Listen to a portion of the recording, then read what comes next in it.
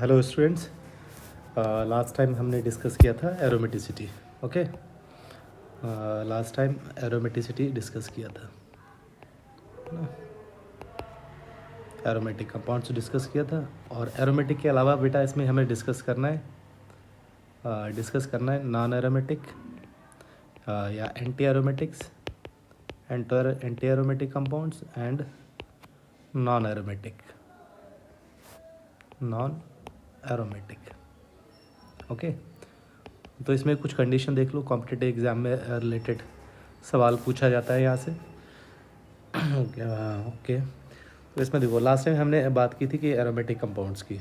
Okay, तो aromatic compounds के लिए आपने कहा था कि there are some characteristics like there should be planarity. तो फर्स्ट कंडीशन बेटा लास्ट टाइम क्या पढ़ी थी हमने, there should be planarity, there should be planarity. Last time ये डिस्कस किया था। एंड सेकेंड पॉइंट डिस्कस किया था, there is complete delocalisation of pi electron in the ring, complete delocalization of pi electron in the ring। Second point ये discuss किया था। And third point मैंने कहा था बेटा follow 4n+2 pi electron system. Okay, तो अगर इन तीन कंडीशन को फुलफिल कर रहा था तब उसे हम कह रहे थे बेटा कि वो कंपाउंड्स कैसा है आपका एरोमेटिक कंपाउंड्स है। अगर वो इन तीन कंडीशन को फुलफिल कर रहा है, should be planarity, complete delocalisation of pi electron in the ring, and third one is follow 4n+2 pi electrons. Okay, तो वेल नोन एग्जाम्पल था हमारे पास यहाँ पर बेटा, लिया था हमने बेंजीन। ओके, तो पिछली क्लास में हमने डिस्कस किया था। तो बेंजीन मॉलिक्यूल की अगर बात करें तो इसमें तीनों कंडीशंस सेटिस्फाइड होती है। प्लेनरिटी भी है इसमें, complete delocalisation of pi electron in the ring भी है, और 4n+2 पाई इलेक्ट्रॉन को फॉलो भी करता है। ओके, तो आपने कहा था कि n अगर 0 है तो 2 पाई इलेक्ट्रॉन सिस्टम, और अगर n का वैल्यू 1 है तो 6 पाई इलेक्ट्रॉन सिस्टम, और n 2 है तो बेटा 10 पाई इलेक्ट्रॉन सिस्टम। ओके, तो ये कंडीशन थी एट्सेट्रा। तब उसे ऐसे कंपाउंड्स को हम एरोमेटिक कंपाउंड्स बोल लेते हैं। ओके, मैं नेक्स्ट बात कर लेते हैं इसमें एंटी एरोमेटिक कंपाउंड्स की। तो एंटी एरोमेटिक कंपाउंड्स के केस में बेटा देखो आप यहाँ पर कंडीशंस यही होगी। फर्स्ट कंडीशन की बात करें तो देयर शुड बी प्लेनरिटी, है ना, तो सेम रहना है यहाँ पर, there should be planarity. Okay, तो ये वाली बात यहाँ रहना है। And second point similar points रहना है, कंप्लीट डीलोकलाइजेशन भी रहेगा यहाँ पर, कंप्लीट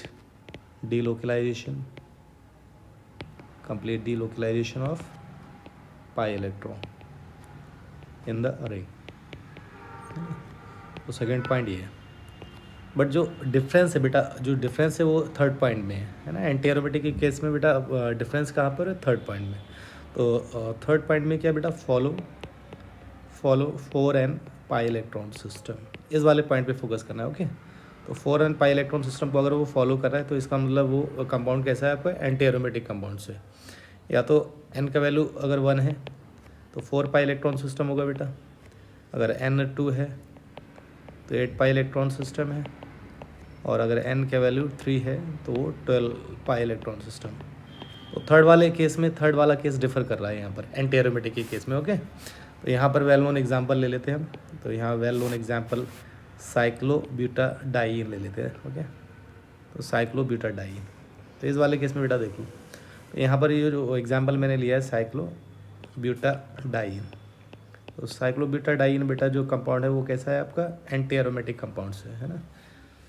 तो ये जो कंपाउंड्स है वो साइक्लोब्यूटाडाइन एंटी एरोमेटिक कंपाउंड्स। तो शुड बी प्लेनरिटी एरोमेटिक के केस में बेटा मैंने आपसे कहा है कि एरोमेटिक कंपाउंड से there should be planarity, and second है complete delocalisation of pi electron in the ring, and third है फॉलो 4n+2 पाई इलेक्ट्रॉन।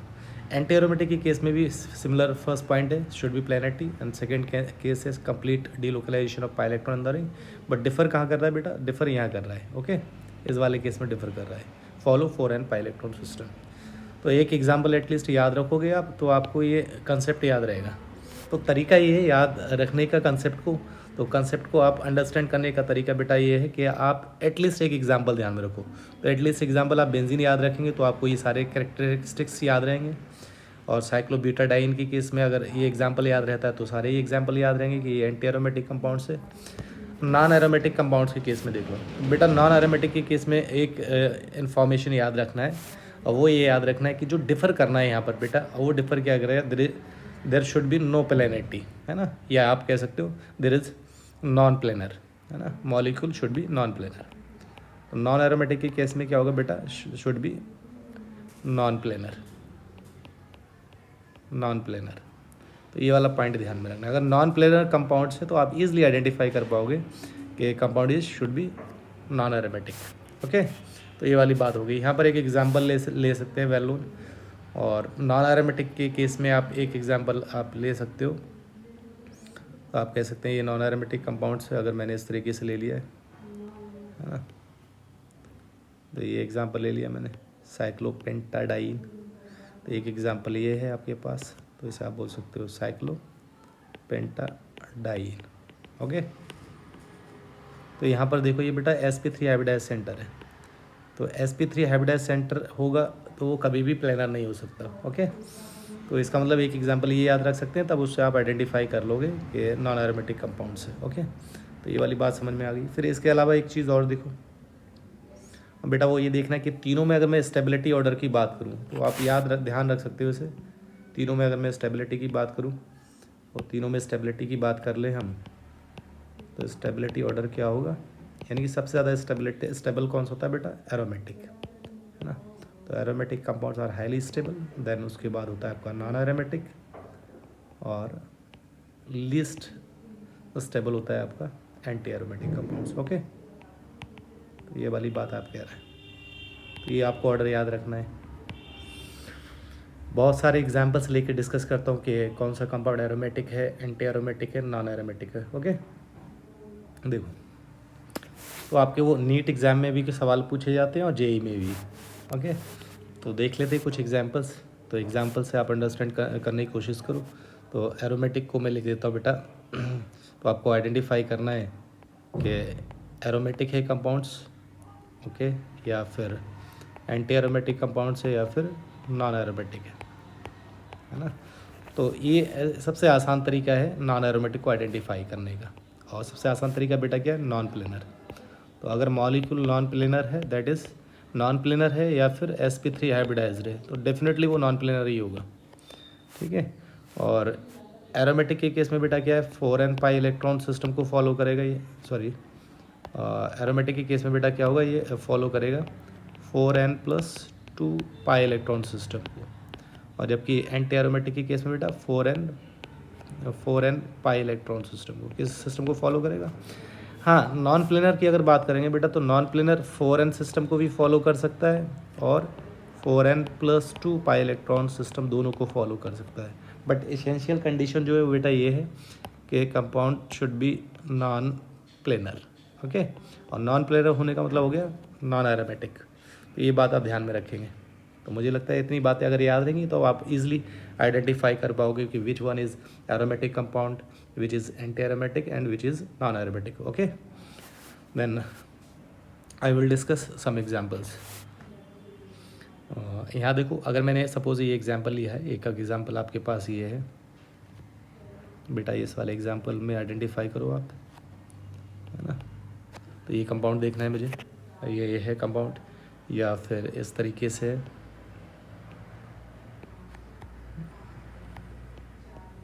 या फिर ये इस तरीके से। ओके, ये 3 एग्जांपल्स लिए मैंने। तो आपको आइडेंटिफाई करना है कि इनमें विच one is aromatic, which one is anti aromatic, and which one is non aromatic. तो फर्स्ट वाले केस में देखो, इसे फर्स्ट केस बोल दो इसे, और इसे सेकेंड केस, और इसे थर्ड केस। तो फर्स्ट केस में बेटा आइडेंटिफाई करो कि first compound is aromatic, anti aromatic और नॉन एरोमेटिक। तो फर्स्ट वाले केस में बेटा देखो, यहाँ पर क्या है, sp2 हाइब्रिडाइज्ड है, ये भी sp2 हाइब्रिडाइज्ड सेंटर है, कार्बोकैटायन भी मालूम होता है बेटा कैसा होता है ये sp2 हाइब्रिडाइज्ड। ओके, तो इसका मतलब फर्स्ट कंडीशन बेटा क्या है, इसमें प्लेनरिटी है। ओके, प्लेनरिटी है क्योंकि सारे सेंटर बेटा कैसे हैं, sp2 हाइब्रिडाइज्ड है। दैट इज़ प्लेनेरिटी है। सेकेंड केस देखो, सेकेंड केस आपने कहा कंप्लीट डीलोकलाइजेशन, तो बेटा डीलोकलाइजेशन भी है, रेजोनेंस में ही है। डबल बॉन्ड सिंगल बॉन्ड अगर इस तरीके से रहता है बेटा, डबल बॉन्ड सिंगल बॉन्ड और कार्बोकैटाइन, तो इसका मतलब वह रेजोनेंस में है, मीन्स डीलोकलाइजेशन प्रेजेंट है। ओके, अगर ये कंडीशन है बेटा तो डीलोकलाइजेशन बेटा क्या है उसके केस में, डीलोकलाइजेशन प्रेजेंट रहेगा, राइट। एंड थर्ड कंडीशन देखो, थर्ड कंडीशन बेटा ये देखो, क्या ये 4n+2 पाई इलेक्ट्रॉन सिस्टम को फॉलो कर रहा है, मीन्स इसके पास क्या 2 पाई इलेक्ट्रॉन सिस्टम है या 6 पाई इलेक्ट्रॉन सिस्टम है या फिर 10 पाई इलेक्ट्रॉन सिस्टम है ना। तो अगर इस तरह की कंडीशन फुलफिल कर रहा है तो इसका मतलब इन तीनों कंडीशन को फुलफिल कर रहा है, तो इसका मतलब ये कंपाउंड एरोमेटिक है।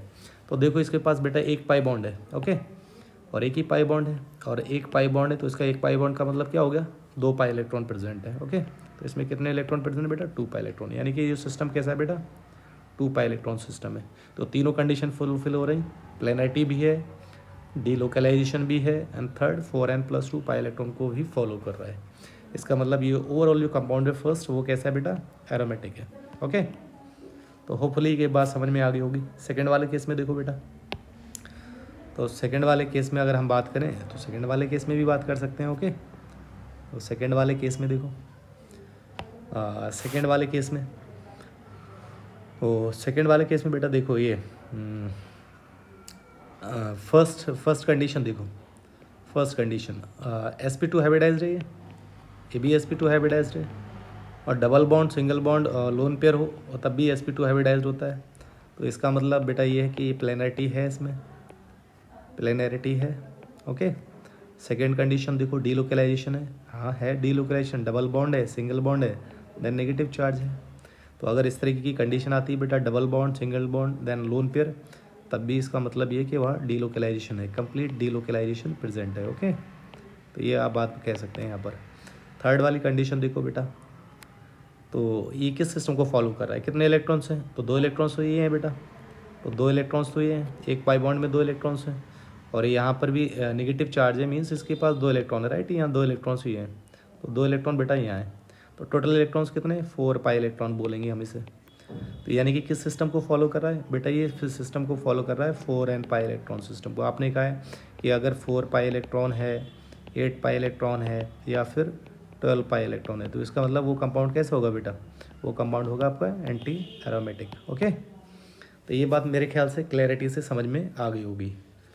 दैट थर्ड पॉइंट की बात कर लेते हैं। तो नॉन एरोमेटिक के केस में बेटा देखो क्या कहा था आपने, नॉन एरोमेटिक के केस में आपने बेटा बोला था कि सिर्फ देख लेंगे कंपाउंड अगर शुड बी नॉन प्लेनर, और जनरली केस कैसा मिलेगा आपको, sp3 हाइब्रिडाइज्ड, तो मिल रहा है, इसका मतलब वो कैसा है, नॉन एरोमेटिक है। तो बेटा यहाँ देखो ये जो कार्बन है आपका वो तो sp2 हाइब्रिडाइज्ड है, और ये कार्बन भी बेटा कैसा है, sp2 हाइब्रिडाइज्ड, बस सिंगल बॉन्ड है, sp3 हाइब्रिडाइज्ड है। ये कार्बन बेटा कैसा है, sp3 हाइब्रिडाइज्ड, और sp3 हाइब्रिडाइज्ड होने का मतलब कैसा हो गया बेटा, वो नॉन प्लेनर है ना, मॉलिक्यूल कैसा है, नॉन प्लेनर। और बेटा जब नॉन प्लेनर है तो क्या उसके अंदर डीलोकलाइजेशन होगा, बेटा बताओ मुझे, अगर मॉलिक्यूल नॉन प्लेनर है तो क्या डीलोकलाइजेशन पॉसिबल है, डीलोकलाइजेशन किसका बेटा, पाई इलेक्ट्रॉन का, पॉसिबल नहीं है। ओके, तो आपने ये कहा कि वो 4n पाई इलेक्ट्रॉन सिस्टम को भी फॉलो कर सकता है और 4n+2 पाई इलेक्ट्रॉन को भी फॉलो कर सकता है। तो ये एसेंशियल कंडीशंस ज़रूरी नहीं कि वो इनको फुलफिल करता हो। ओके, तो यहाँ देखो बेटा कितना 2 पाई इलेक्ट्रॉन्स है, तो इस सिस्टम में कितना है, 2 पाई इलेक्ट्रॉन सिस्टम। तो ये नहीं देखना है कि 2 पाई इलेक्ट्रॉन सिस्टम है, 2 पाई इलेक्ट्रॉन सिस्टम यहाँ पर भी है तो आपका कंपाउंड्स एरोमेटिक हो जाएगा। बट आपने कहा कि यहाँ पर जो कंपाउंड्स है वो तो बेटा नॉन प्लेनर है, और नॉन प्लेनर है तो डेफिनेटली वो कैसा हो गया आपका, नॉन प्लेनर मॉलिक्यूल बेटा कैसा हो गया, नॉन प्लेनर मॉलिक्यूल्स हमेशा आपका कैसा होगा, नॉन एरोमेटिक होगा। ओके, तो वो कंपाउंड कैसा हो जाएगा, नॉन एरोमेटिक। तो होपफुली कि तीनों बातें आपको समझ में आ गई होंगी कि एरोमेटिक कंपाउंड्स को आइडेंटिफाई कैसे करना है, एंटी एरोमेटिक कंपाउंड्स को आइडेंटिफाई कैसे करना है, और नॉन एरोमेटिक कंपाउंड्स को आइडेंटिफाई कैसे करना है। ठीक है, और कुछ एग्जांपल लेके देखता हूँ मैं। ओके, तो देखो नीट में लास्ट टाइम ये क्वेश्चन भी पूछा गया था, जिसे आप कॉर्ट बोलते हो ना, कॉर्ट मीन्स साइक्लो ऑक्टाटेट्राइन है ना, साइक्लो ऑक्टाटेट्राइन बोला जाता है। ठीक है, तो साइक्लो ऑक्टाटेट्राइन बेटा क्या होगा, 8 कार्बन होंगे, देखो 8 कार्बन हो गए इसमें। अब अल्टरनेट पाई बॉन्ड होंगे। देखो बेटा दिखने से तो ये तो हमें लग रहा है कि जो कंपाउंड है वो तो सारा sp2 हाइब्रिडाइज्ड है, सारे कार्बन sp2 हाइब्रिडाइज्ड है ना। और पिक्चर भी एग्ज़ाम में भी इमेज यही बनी हुई होगी, sp2 हाइब्रिडाइज्ड है, sp2 हाइब्रिडाइज्ड है, sp2 हाइब्रिडाइज्ड है। ओके बेटा यहाँ देखो सारे sp2 हाइब्रिडाइज्ड है। तो फर्स्ट आपको देखने से तो ये लग रहा है कि प्लेनेटी है। ओके आपको क्या लग रहा है बेटा, प्लेनेटी यहाँ प्रेजेंट है क्योंकि sp2 हाइब्रिडाइजेशन है। ओके सेकेंड कंडीशन आपको ये लग रहा है कि अल्टरनेट सिंगल डबल बॉन्ड प्लेनेटी है तो डीलोकलाइजेशन भी होगा, डीलोकलाइजेशन ऑफ पाई इलेक्ट्रॉन भी होगा।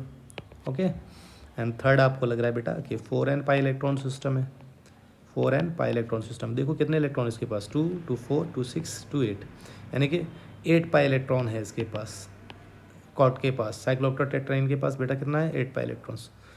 तब आपको बेटा ये लगता होगा, अपेयर ऐसा होता है कि ये जो कंपाउंड है एंटी एरोमेटिक है ना। दिखने से बेटा कैसे लग रहा है ये कंपाउंड, एंटी एरोमेटिक है ना। एक्चुअल में ये एंटी एरोमेटिक नहीं है, तो फिर कैसा है, दिखने से तो हमें बेटा ये लग रहा है कि this compound is anti aromatic, but actual में जो कंपाउंड है वो आपका है non aromatic. This compound is non aromatic. कैसा है बेटा, नॉन एरोमेटिक है ना, नॉन एरोमेटिक है। ओके अब आप बेटा कहोगे कि सर हमें कैसे पता चलेगा, दिखने से तो ये लग रहा है कि एंटी एरोमेटिक है, बट आप कह रहे हैं कि नॉन एरोमेटिक है। बट एक्चुअल में बेटा इसका जो स्ट्रक्चर होता है ना, टब लाइक स्ट्रक्चर होता है। बेटा कैसा होता है, टब लाइक स्ट्रक्चर होता है, tub like structure. Tub like structure बेटा कैसा होगा, तो एक्चुअल स्ट्रक्चर इस मॉलिक्यूल का ऐसा होता है, तो ये टब लाइक स्ट्रक्चर है बेटा। देखो जब टब लाइक स्ट्रक्चर है बेटा तो यहाँ पर क्या हो गया, प्लेनरिटी नहीं रहेगी, है ना। तो प्लेनरिटी नहीं रही, प्लेनरिटी थोड़ी रहेगी बेटा। देखो ये पार्ट ऊपर है, ऊपर की तरफ है, ये वाला पार्ट ऊपर की तरफ है, ये नीचे बॉटम साइड में है। तो प्लेनरिटी बेटा कैसी हो गई, डिस्टर्ब हो गई। और प्लेनेटरी डिस्टर्ब होने से क्या होगा, जब प्लेनेटरी नहीं रहेगी तो डीलोकलाइजेशन भी नहीं होगा। There is no delocalization, no delocalization. तो जब कोई डीलोकलाइजेशन नहीं होगा तो उस केस में मॉलिक्यूल को आप बोलेंगे नॉन एरोमेटिक। तो ये बेटा कंपाउंड कैसा है, नॉन एरोमेटिक है। अब सवाल आपका ये आ सकता है कि सर हमें एग्ज़ाम में कैसे पता चलेगा कि ये कंपाउंड सर एंटी एरोमेटिक नहीं है, बल्कि ये कंपाउंड एंटी एरोमेटिक नहीं है बल्कि नॉन एरोमेटिक है। तो मैं बच्चों से ज़्यादातर क्लास में बोलता हूँ कि बेटा क्या आपने सुल्तान मूवी देखी है, तो बच्चे बोलते हैं हाँ देखी है। तो उनसे अगर मैं पूछता हूँ बेटा उसमें एक्टर कौन है, तो बच्चे कहते हैं सर एक्टर जो है उसमें सलमान खान है ना। अगर मान लो अब जब आपसे पूछा जाए, पहले नहीं मालूम था कि सलमान खान एक्टर है, लेकिन अगर अब मैंने पूछा आपसे सुल्तान मूवी में एक्टर कौन है, तो आप क्या बोलेंगे, सलमान खान है। ओके तो ऐसे ही यहाँ देखो ये जो कंपाउंड्स है आपका साइक्लोऑक्टेट्राइन, दिखने से तो मुझे लग रहा है कि एंटी एरोमेटिक है, बट एक्चुअल में ये जो कंपाउंड है वो tube like structure, tub like structure है और उसे बोला जाता है नॉन एरोमेटिक। तो ये बात आपको ध्यान में रखनी है। ओके फिर आगे बढ़ते हैं, और भी एग्जाम्पल ले सकते हैं यहाँ पर। तो बेटा यहाँ पर देखो, अगर ये एग्जाम्पल मैं ले लेता हूँ,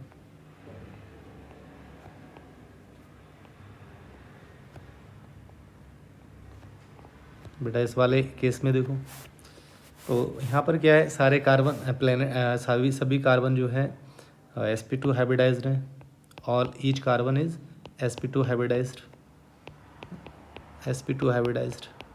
ओके सारे sp2 हाइब्रिडाइज्ड कार्बन है, क्योंकि आपने कहा है कार्बन कार्बन अगर डबल बॉन्ड रहता है तो वो sp2 हाइब्रिडाइज्ड होगा, ये भी sp2 हाइब्रिडाइज्ड कार्बन है। तो sp2 हाइब्रिडाइज्ड कार्बन है तो इसका मतलब प्लेनरिटी है वहाँ पर। ओके तो ये लग रहा है आपको प्लेनरिटी है। सेकेंड कंडीशन, जब प्लेनरिटी है तो डीलोकलाइजेशन भी होगा, डीलोकलाइजेशन भी प्रेजेंट होगा। और बेटा देखो थर्ड केस, थर्ड में आपको ये लगता होगा कि यहाँ इलेक्ट्रॉन्स कितने, 2 4 6 8 10 पाई इलेक्ट्रॉन प्रेजेंट है, और 10 पाई इलेक्ट्रॉन जो प्रेजेंट है तो इसका मतलब 4n+2 पाई इलेक्ट्रॉन सिस्टम को फॉलो कर रहा है।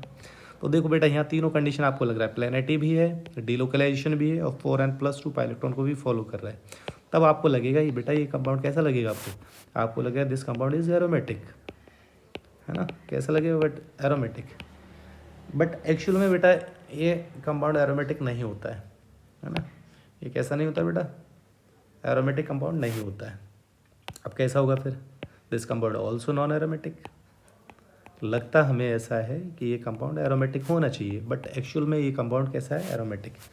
तो एरोमेटिक होने का रीज़न बेटा क्या है, यहाँ देखो मैं आपको बताता हूँ क्यों ये जो है नॉन एरोमेटिक है। लगता तो ये है कि हमें एरोमेटिक होना चाहिए। तो बेटा यहाँ पर देखो, यहाँ पर क्या है, बेटा यहाँ देखो ये वाला पाई बॉन्ड है यहाँ पर, राइट, ये पाई बॉन्ड है और एक ये। तो बेटा यहाँ क्या ट्रांस हाइड्रोजन प्रेजेंट है ये, ओके। तो ट्रांस हाइड्रोजन प्रेजेंट होने की वजह से क्या होगा, इन दो हाइड्रोजन की वजह से प्रेजेंट होने की वजह से क्या होगा, यहाँ पर कंप्लीट डीलोकलाइजेशन नहीं हो पाता है ना। तो ये जो पाई इलेक्ट्रॉन है ना बेटा, ये मूव नहीं कर पाते हैं इन दो हाइड्रोजन की वजह से, ओके। तो इसका मतलब यहाँ देयर इज़ नो डीलोकलाइजेशन। आप क्या बोलेंगे बेटा, देयर इज़ नो डीलोकलाइजेशन। और जब नो डीलोकलाइजेशन है दैट इज़, इसका मतलब ये है नॉन प्लेनर।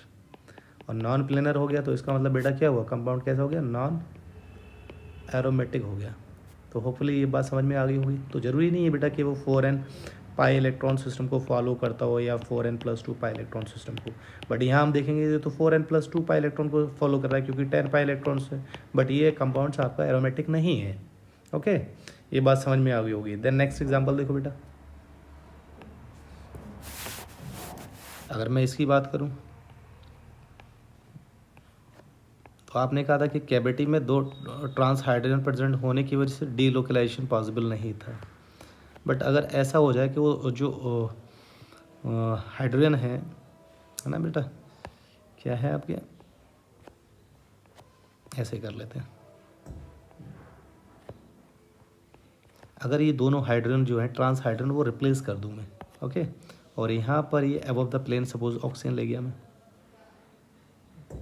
ऐसे कनेक्ट कर दिया, ओके।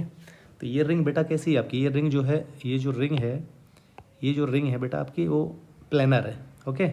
और जब दो ट्रांस हाइड्रोजन प्रेजेंट थे, ये ट्रांस, उन दोनों को तो मैंने हटा दिया, रिप्लेस कर दिया और उसके जगह क्या लगा दिया, ऑक्सीजन। तो अब क्या है, ये जो ऑक्सीजन है वो अबव द प्लेन है ना। ये इतना पार्ट बेटा क्या है, इन द प्लेन, और ये पार्ट अबव द प्लेन।